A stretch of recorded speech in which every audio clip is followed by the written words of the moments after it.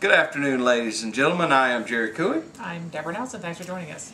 And I just want to remind you folks that in case you were wondering, Jeff Miller was the deciding vote in CAFTA, which cost approximately 10 million jobs in the United States of America. We don't have an exact number. He voted to increase the debt ceiling, and he also voted for bestiality in the United States military. So just keep that in mind when you go to the polls this year. Well, and he voted for other free trade agreements in Panama, Colombia, and North Korea as well. Yes, he did. And we know those free trade agreements allow foreign companies to sue local American governments. Basically, we the people, if they don't like our policies. Absolutely. And the point being, folks, is you need to find somebody besides Jeff Miller to represent this area. I'm not impressed. Oh, while I'm on the subject, you probably received in the mail where Jeff Miller used your tax dollars to mail petitions to your house. That may have come from his campaign account. And I just want you to understand now, for starters, let me explain the petition method. Anybody wanting to run for office can either pay a fee or they can get registered voters to sign a petition cards. In most circumstances, and Jerry's speaking his humble opinion here, I'm going to sign everybody's. In the case of Mr. Miller, he refuses to sign petition cards even for fellow Republicans. So should you have gotten, by the way, he used your tax dollars to mail that out to you. Well, we don't know. He may have used campaign funds. It doesn't matter. It's tax dollars, the postage.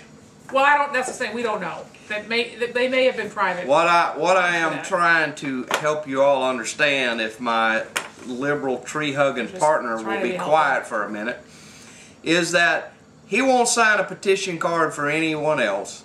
Fair is fair. I would suggest to you run his petition cards through the shredder and tell him to get out in the hot sun like every other candidate does and get the petition card signed.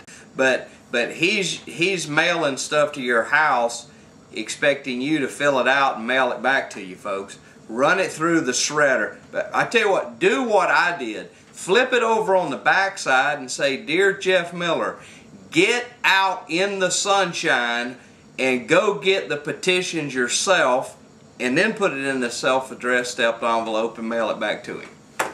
That would require rubbing shoulders with the hoi polloi. It's just wrong. And don't doubt what I'm telling you, folks. I've had him standing in front of me when he wouldn't sign a petition card for anybody else. Ask him; he'll probably even tell you. I think he's actually proud of the fact.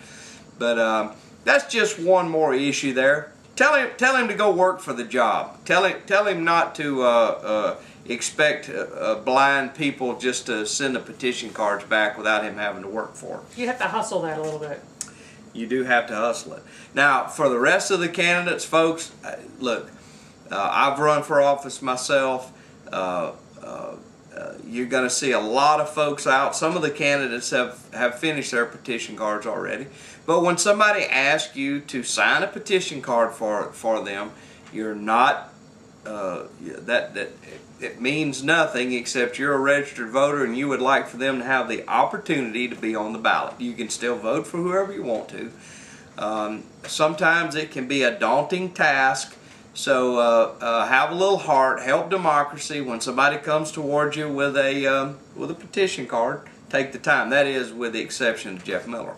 But take the time to fill the card out for them. It only takes a minute or two, and then you're helping democracy. You know, one of the things that we need foremost in the city, in the county, in the state, in the United States of America is public servants. I think we've all seen very poor examples of politicians. Yeah. And all the games that gets played, and for those folks, and a little later we're gonna go over the list of folks who have signed up to run, but give those folks an opportunity, fill out a petition card for them, and just give them an opportunity. You know, that's all they're asking. That gives them a chance to get their message out there. And should the general population of Santa Rosa County like their message, then they can vote for them. And this is a big year because we're going to have all the constitutional officers, the supervisor elections, property appraiser, and so on and so forth. The sheriff are all up for re-election. This is the big year for in the presidential year. We have a few more. We'll go over the list there for you. Well, you know, apparently my TV partner and good friend is never going to mention it, so I'll mention it. Why don't you tell the folks about being nationally recognized? Are you talking about yourself? Oh, we did that previous show on that. Did we talk about it a little bit? Yeah. You and Alan Isaacson have been recognized for your Sunshine Law work. You were recognized by a national group in Washington, D.C. Right.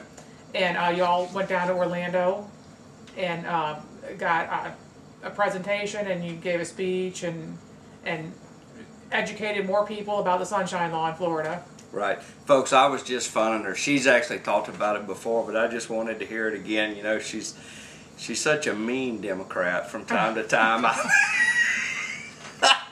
It's not the mean side of the political spectrum. Oh, okay.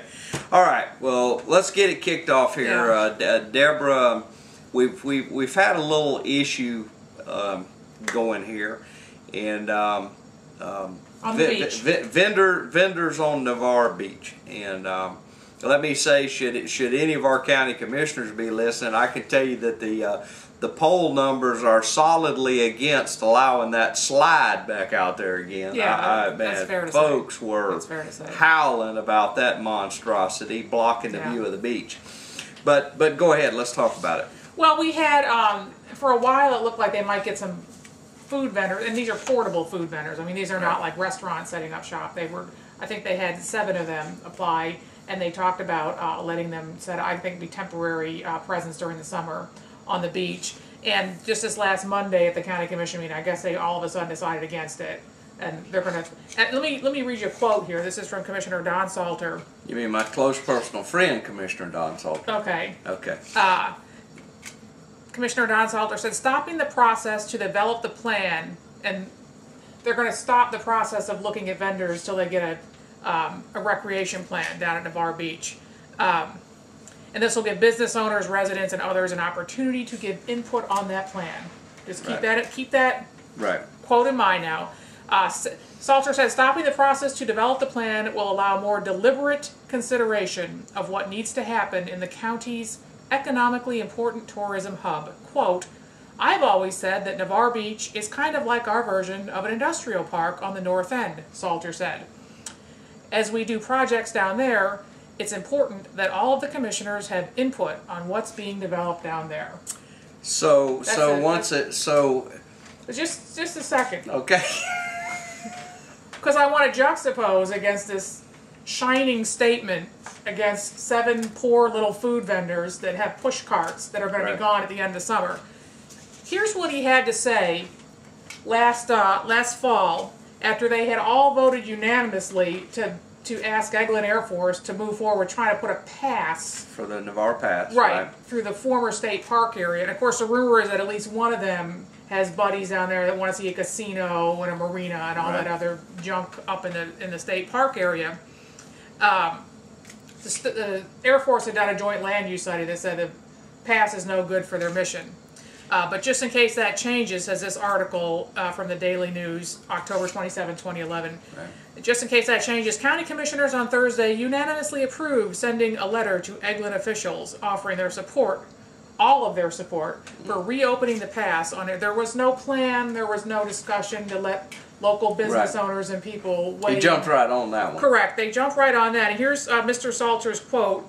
I'm for opening the pass, but I'm not for jeopardizing the Gulf Range. But he was for opening the pass. They all decided we need to get this.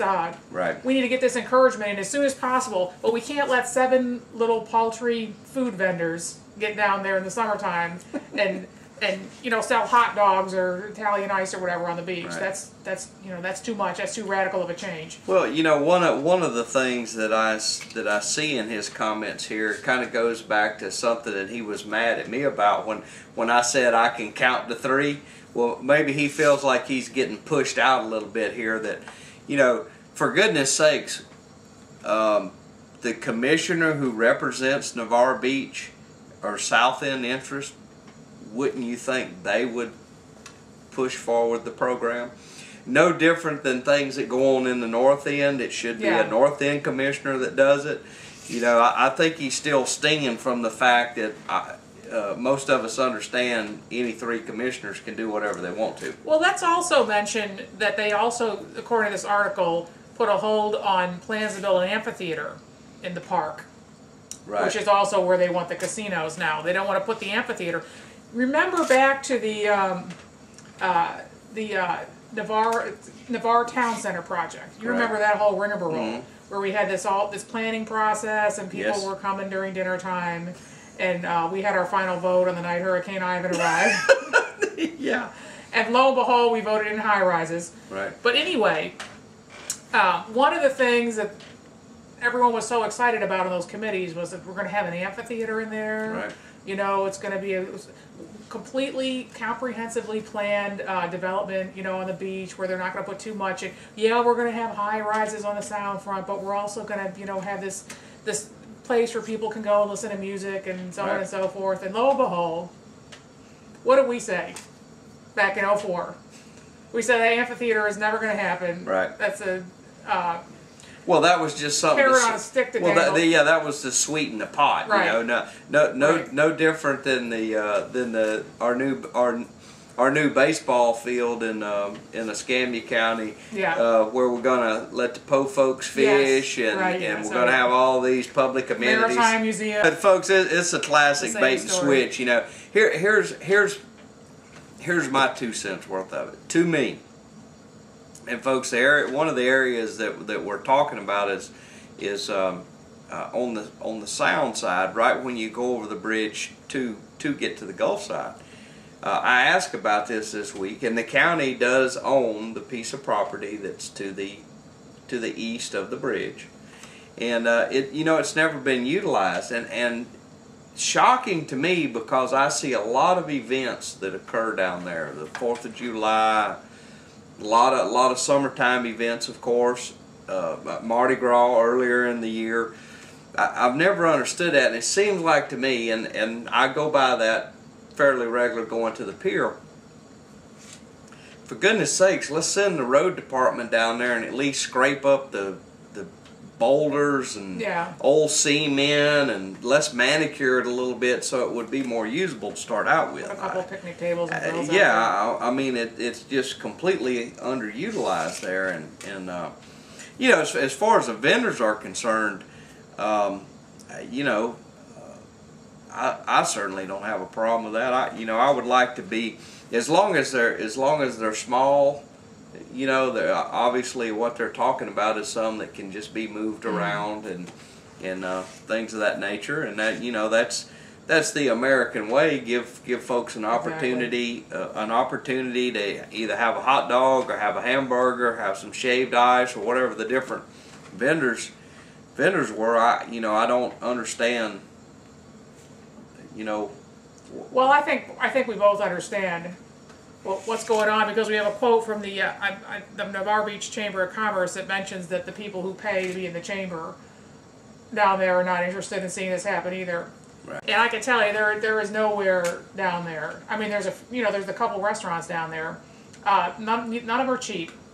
I'm talking about on the island. None of them are cheap. And there's plenty of tourists. I talk to them all the time. Where can I get a hot dog? Right. Something simple, something quick. They got the Tom Thumb there, right. But that's not, It would be nice to see, I think, for everybody who's down there, the people who work there as well as the people who are staying there. I'm not grasping why.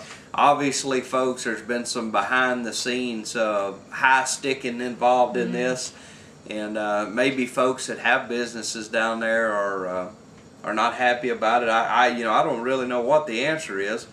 But largely because of what Chamber, the meeting was conducted in March. The commission asked the Navarre Beach Chamber of Commerce to host a community meeting. Right. It was conducted on Wednesday, and afterwards the chamber and its foundation passed resolutions opposing any beach vendors, Right. largely because of what chamber officials see as potentially unfair competition between vendors and traditional year-round businesses. Really? Explain the unfairness to me. Right. Explain the unfairness to me. Right. Well, if you want to talk about unfair, the taxpayers of Santa Rosa County are subsidizing the Navarre Beach Pier for a private business owner to the tune of $2,000 a month during the summertime. Well, I mean, they get part of the receipts from that, and yeah, but the other businesses that are down there, they pay their power bill. Right. Well, the vendor that controls the pier does not. So, talk about unfair. That's unfair. The problem is that I think most of the community, I think I can confidently say this, does not want a bunch of development on the beach. Nobody really wants it has been and but you've got at least 3 businesses down there now, 4 businesses down there, right, who are the only ones there. Sole provider. Exactly. Don't want anybody to take any money from them. And so you're already in a, and I have nothing against them. I think they all do a good job. But they've already got a weird situation now where they got, maybe it's not fair now, but I don't think anybody wants to see more down there. But, somebody with a push cart, selling like I said, hot dogs or ice cream or something, I mean, that's not a permanent situation in the summertime, and that allows a little more flexibility. Well, that's whatever comes of this, apparently we're gonna study it a little more. Of course, the commissioner that represents that district, Commissioner Jim Melvin, his gauge is that the support is very high for it. Well, I don't recall him having any kind of public input session before he fired the letter off to the Air Force saying, please study putting a pass in. Right. I don't recall any kind of discussion in the public before that. It just seemed to happen and materialize. Right. We didn't need a study for that. Well, in the thing with the amphitheater, and folks, I'm gonna throw my personal plea out here right now for music in general. Certainly inserted my 2 cents worth into what we're going to do for the new county fairgrounds. I believe we should have an amphitheater in Santa Rosa County. What you have to understand is, and I just happened to be at the right place at the right time. Mm-hmm. There was a professional booking agent that was discussing matters with the CMPA. In a very simple process. You have to have a road into it. The trucks have to be able to drive in, and they have to be able to drive out the other side. And they want a minimum of 7,500 seats. They'd rather have 10,000, be able to sell 10,000 tickets.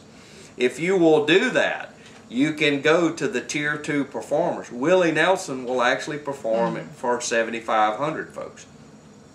And in general, and of course my heart is many years with the Milton High School band, and now at the college level, seeing all these kids, they have no venue to perform at. True.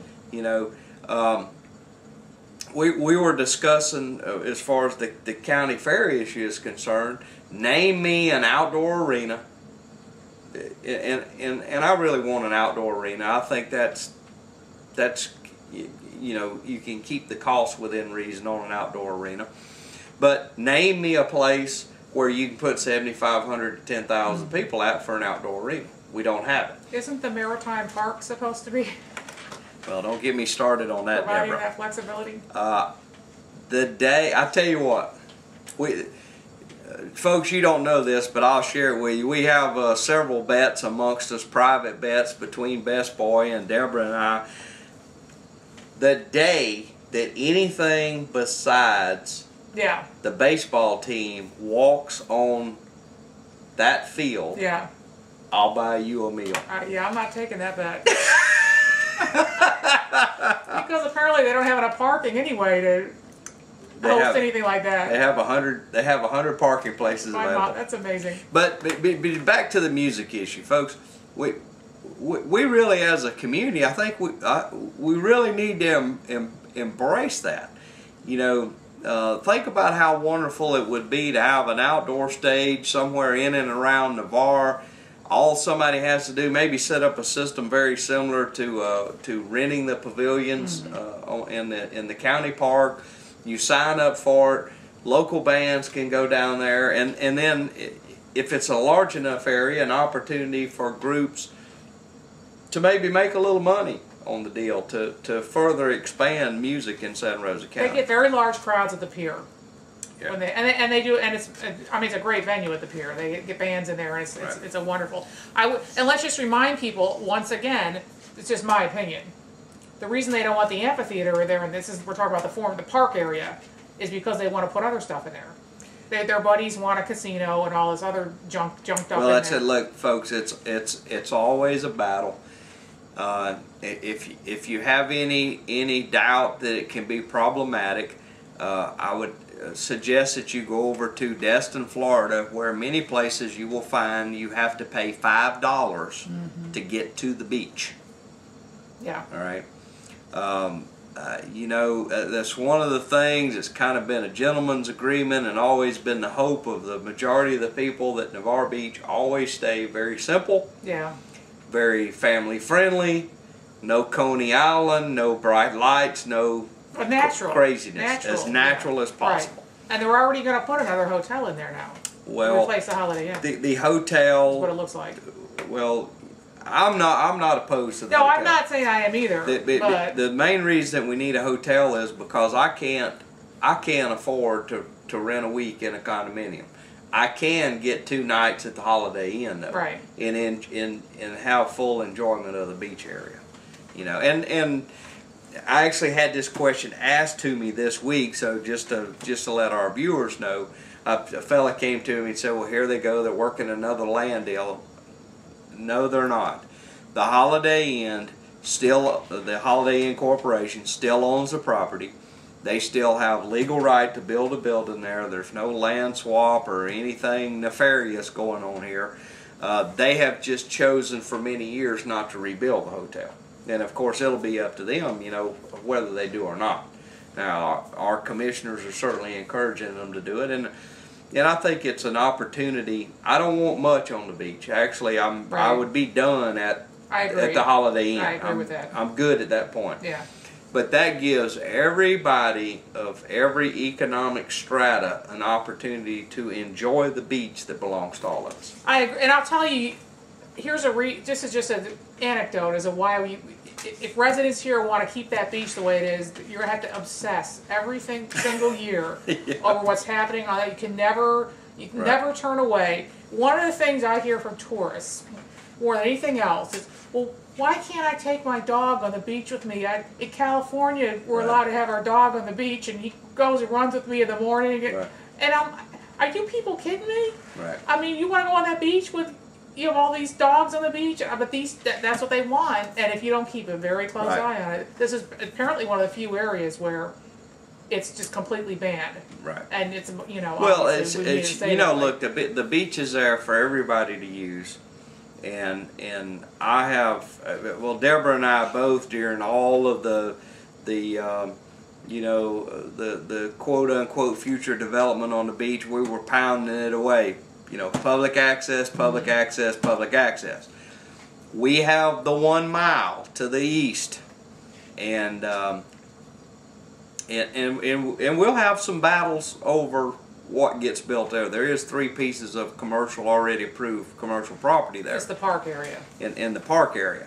But for the most part, myself and a lot of other people, you know, it seems like to me on this vendor issue is to move some of them into the eastern mile, and then some. Well, that's where they wanted to be. That's where they wanted to be. Right. Then you're gonna spread the crowd out a little bit there. Yeah. Which would be helpful, because parking has been a problem in the main beach there. We got a little more time left in this show, and one of Deborah and I's favorite topics is power companies throughout the state of Florida, and you know, I mean, I'd like to point out to you again, in case you missed a previous show, that our very own Gulf Power around here, in the last 3.5 years, has went up 51% on your power bill between the fuel cost or the actual capital investment. But they've started a new thing now, folks, and this is a new novel approach.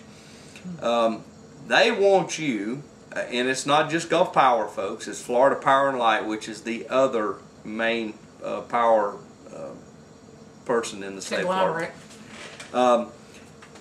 They want to put in a nuclear power plant, so they just want to go ahead and charge you up front for it for the next 10 or 15 years, so you can go ahead and fund them their complete capital investment so that they can make more money off of you. Whatever they think their capital investment is going to be today.